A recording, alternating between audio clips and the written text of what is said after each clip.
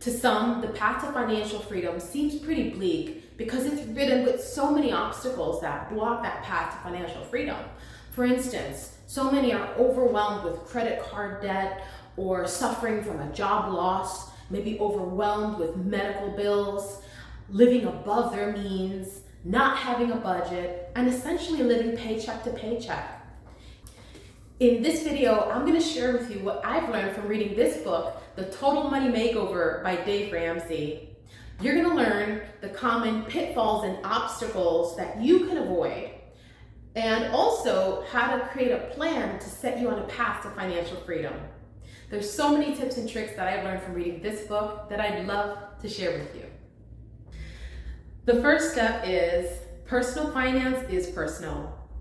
In fact, it's 80% behavior and just 20% head knowledge. Why is that? Well, because most people know what to do. They know that to achieve financial freedom, it's spending less or spending below your means and saving more so that you're able to build wealth. The problem is not in what to do, it's in how to do it. It's in that execution that people struggle with to achieve financial fitness. And so we can compare that to physical fitness, where people know what to do. You know, we know that to have a lifetime of health and wellness and to stay physically fit is diet and exercise. But so many people have such struggle to achieve that. In fact, they get caught up in fad diets that achieve temporary results, but then they gain the weight back. Why? Because the core person hasn't changed. And so too, to get financial fitness and to change that money situation, you've got to change, right? You have to establish the correct habits and behaviors to shift your life. And also, it takes a lifestyle change and systems in place to be able to get you on that road for consistent results and get you to wealth. And so, the first challenge is a mirror challenge, taking a good look in that mirror and taking full responsibility for where you are financially now, because it's the decisions or the lack of the decisions you've made that have gotten you to where you are now. And it's going to take full-on responsibility, ownership, and accountability to get you to that next level. So accepting the fact that you have to change, okay? And then you're going to see the results and that shift. The second point is we've lived with so many myths that we actually believe them when it comes to personal finance. One of the myths that he mentioned in the book that really resonated with me, because I totally believed it, is that debt is a tool and that you need debt. Well, he totally debunked this myth in this book, and the truth is debt is a tool to make the banks wealthy and rich, not you. You know, in fact, this myth has been so pervasive that it's become truth to many of the families for decades. In fact, now it's so hard to imagine a student without student loans, a car without a car loan, a home without a mortgage payment, right? And to live life without credit cards. But you know, it is possible to live debt-free. In fact, Forbes 400 is a list of the richest 400 people in America. And according to their list, 75% of them said that they've become wealthy because they have been debt-free. And that their goal has always been to become and stay debt-free. So it's really important to kind of take a look at these limiting beliefs that we have and these myths that have perpetuated in our families, because you know these belief systems are passed down from generation to generation. And I personally don't want to pass down lies to my children. I want to make sure that there's a generational shift where I'm able to, myself and my husband, are able to shift the pattern of the family and build wealth. In fact, the Book of Wisdom says that the borrower is the slave to the lender. The borrower is the slave to the lender. So that goes to show God's disdain for debt and obvious need to prioritize getting out of debt as soon as possible. I don't want to share with my children a generational slavery, right? I want to pass on to them an inheritance of freedom and wealth, not an inheritance of debt and slavery. You essentially become a slave to the debtor. I don't think you want that. I don't want that. So keep listening. Now, the third step is in execution. Now, we're going to get to the meat and potatoes of how we're going to achieve wealth and financial freedom. The author Dave Ramsey calls these baby steps, and there are 7 steps to financial freedom. The first step is having an emergency fund. Now, this emergency fund is something that's going to help you on a rainy day. And for instance, things happen, such as maybe your car has problems, you need to take it to the mechanic, and oh my gosh, now you've got a bill of $500. Thankfully, you've got this emergency fund that you can take from that's not going to derail you on your path, okay? Maybe a medical bill comes up that's completely unexpected, and you have to pay for to take care of your child or spouse or a loved one. Well, because you have this emergency fund, you've got this available for you to pull from, that's going to allow you to take care of these things without severely knocking you off track from your plan. And you want to keep this in a place that's liquid, that's easily available for you to pull from. Now, the second step is to pay our debt.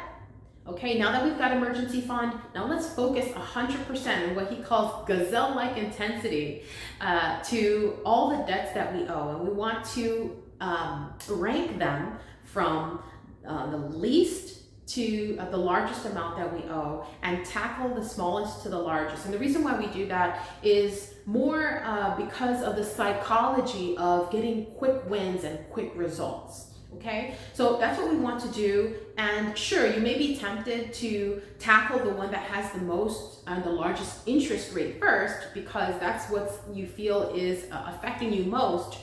But try to stay on track with achieving those results, because that's really going to help you get that emotion and that momentum. And it's all about that human behavior aspect that we're talking about here.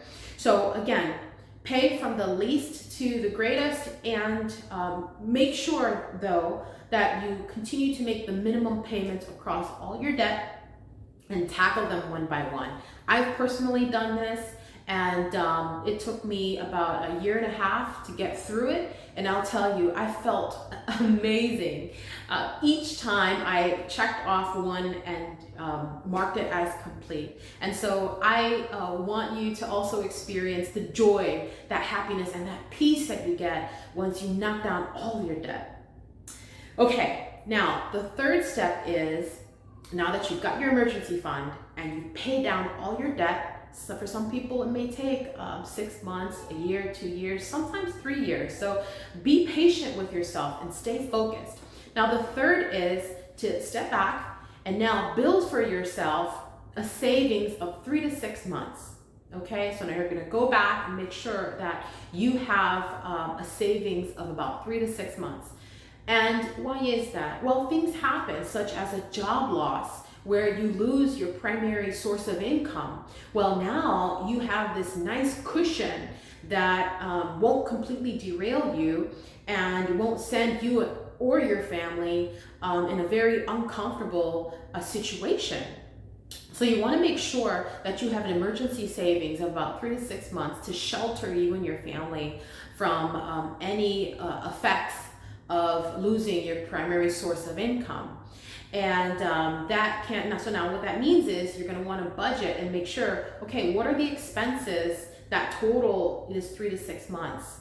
And make sure that you have taken the time to go ahead and make those savings. And you're going to experience a huge peace of mind when you know that if anything happens, and especially the times that we live in now, this is really, really important to have that cushion between you and what Dave calls Murphy. And that's Murphy's Law, right? Which is whatever could possibly happen will happen.